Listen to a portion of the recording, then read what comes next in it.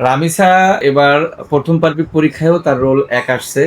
বাংলায় 90 নম্বর পেয়েছে 100 নম্বরের ভিতরে, ইংরেজিতে পেয়েছে 94, গণিতে পেয়েছে 95, ধর্মে পেয়েছে 95 এবং সাধারণ জ্ঞান ড্রয়িংয়ে পেয়েছে 96। টোটাল তার নাম্বার হয়েছে 469, অর্থাৎ 470। সে টোটাল নাম্বার 500 নম্বরের ভিতরে 470 নম্বর পেয়ে প্রথম স্থান অধিকার করেছে। এটা এখন শুধুই স্মৃতি।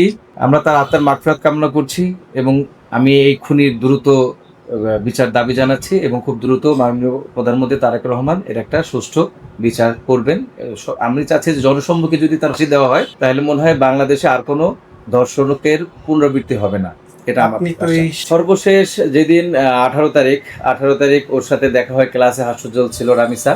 সে সময় তার বান্ধবীর সাথে খাওয়া দাওয়া করে, দুষ্টুমি করে। এক পর্যায়ে যখন রেজাল্ট আসে, আমি যখন যাই কথাবার্তা বলি, তার একটা ইচ্ছা ব্যক্ত করেছে, স্যার আমার জন্য দোয়া করবেন, আমি যেন ডাক্তার হতে পারি এবং বাবা মার চিকিৎসা সেবা করতে পারি, আপনাদের চিকিৎসা করতে পারি। এটা হাসতে হাসতে সে আমার সাথে কথা বলেছিল এবং সে বলেছিল, স্যার আমি ওদের জন্য চকলেটের ব্যবস্থা করতে পারি কিনা দেখি, কালকে ওদের জন্য চকলেট আনবো। বাচ্চারাও খুব কান্নাকাটি করছে যে আজকের চকলেট দেওয়ার কথা আমাদের, আজকে ও নাই।